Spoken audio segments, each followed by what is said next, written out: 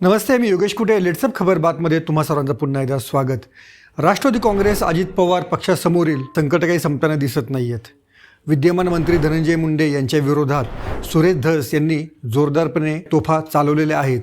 या तोफा थंडावण्याच्या आतच विद्यमान कृषी मंत्री माणिकराव कोकाटे यांना थेट न्यायालयानं दणका दिलेला आहे. त्यांना बनावट दाखला देऊन सरकारच्या सदनिका हडपल्याबद्दल 2 वर्षाची शिक्षा नाशिकमध्ये आज सुनावण्यात आली.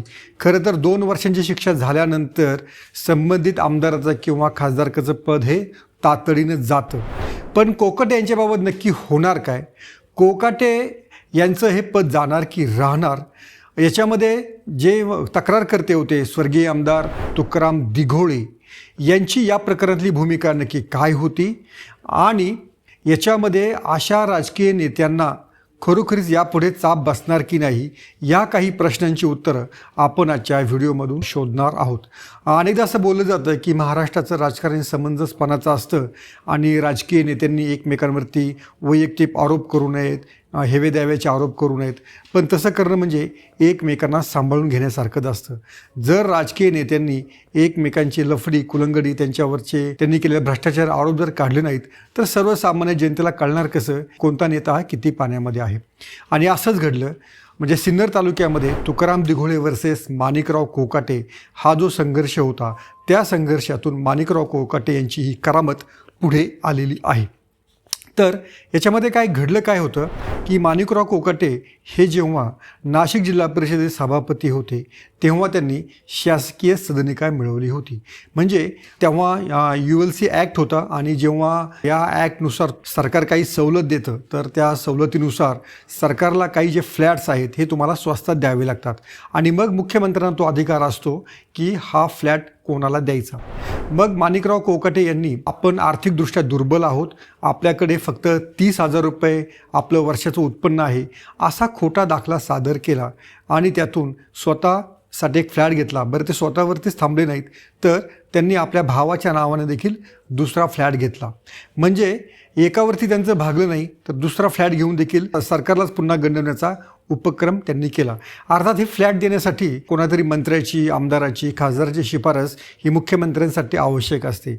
विशेष म्हणजे तुकाराम दिघोळे यांनीच माणिकराव कोकाटे यांना फ्लॅट द्यावा अशी विनंती किंवा शिफारस ही तत्कालीन मुख्यमंत्र्यांना केलेली होती.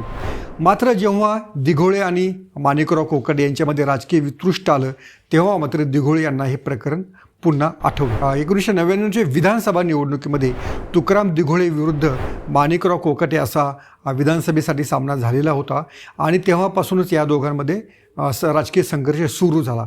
आता दिघोळे यांनाही माहिती होतं की आपण माणिकराव कोकाटे यांना असा फ्लॅट घेऊन दिलेला आहे आणि माणिकराव कोकाटे यांचं उत्पन्न वर्षाला 30,000पेक्षा जास्त असतानाही त्यांनी अशा प्रकारे सरकारकडनं फ्लॅट घेतलेला आहे आणि त्यांनी त्याबाबत सरकारकडे तक्रार केली. दिघोळे तेव्हा राज्यमंत्री होते त्यामुळे साहजिक त्यांच्या तक्रारीला वजन प्राप्त झालं.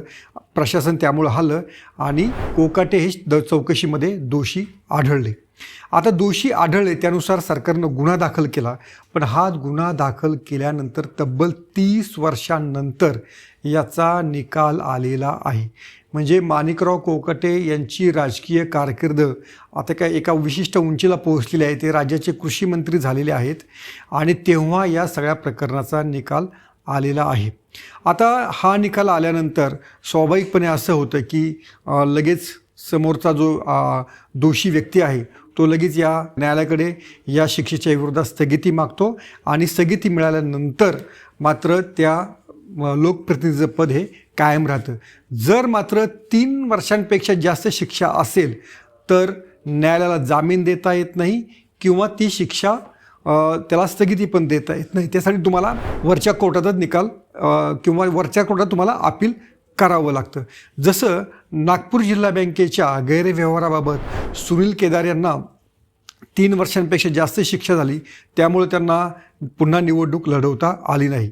याआधी देखील राहुल गांधी यांना 2 वर्षांची शिक्षा झालेली होती पण त्यांनी वरच्या कोर्टात जाऊन त्या शिक्षेला स्थगिती मिळवली आणि त्यांची खासदारकी आणि घरही वाचलं. आता माणिकराव कोकाटे यांनी देखील तोच मार्ग निवडलेला आहे.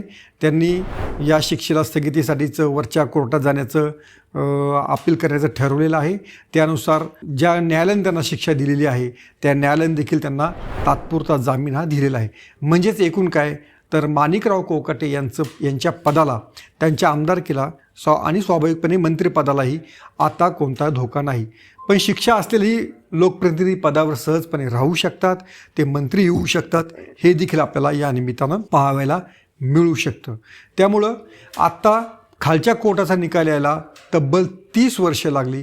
आता वरच्या कोर्टात माणिकराव कोकाटे यांना दिलासा मिळणार की ते पुन्हा दोषी ठरणार, हे ठरायला किती वर्ष लागतील याचा आपण हिशोबच केलेला बरा.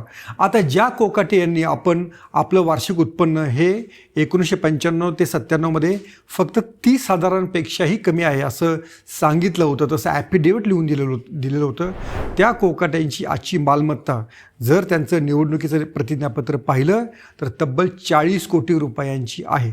त्यामुळं कोकाटे यांचा 30,000पेक्षाही कमी वार्षिक उत्पन्न ते आता 40 कोटी रुपयांची मालमत्ता असा प्रवास गेल्या 30 वर्षांमध्ये घडलेला आहे.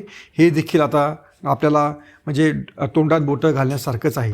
एकूणच या निकालाचा अर्थ काय तर तुम्ही किती आरोप करा, धनंजय मुंडे यांच्यासारखे तुमच्यावर किती आरोप होऊ द्या तरी तुम्हाला अभय मिळणार. तुम्हाला कोर्टानं शिक्षा सुनावू द्या तरीही तुम्हाला अभय मिळणार. तुमच्या पदाला कोणताच धोका नाही. त्यामुळं हे आरोप केवळ मीडियापुरते आणि आपल्या चर्चांपुरतेच मर्यादित राहतात एवढं मात्र नक्की. त्यामुळं माणिकराव कोकाटे यांच्या पदाला तुर्तास तरी कोणता धोका नाही एवढं मात्र नक्की आहे. आणि त्यांची जी शिक्षा आहे त्याची अंमलबजावणी व्हायला पुढची काहीतरी 30-35 वर्ष लागतील याची खुणगाठ आपण मनाशी बांधलेली बरी. आता या निकालामुळं एकूण आपली जी न्यायव्यवस्था आहे ती कशी काम करते याचं देखील एक जितं जागतं उदाहरण आपल्याला मिळालेलं आहे. आणि हेच आपल्या नशिबी आहे. एवढाच या आरोपांवरील खटल्यांचा आणि त्यावरील शिक्षेचा सांगावा आहे. तुम्हाला हा व्हिडिओ कसा वाटला आणि खरोखरीच माणिकराव कोकाटे यांनी नैतिकता म्हणून तरी आपल्या पदाचा राजीनामा द्यावा का, असं याबद्दल तुम्हाला काय वाटतं हे जरूर आम्हाला सांगा. आणि पाहत राहा लेट्स अप मराठी.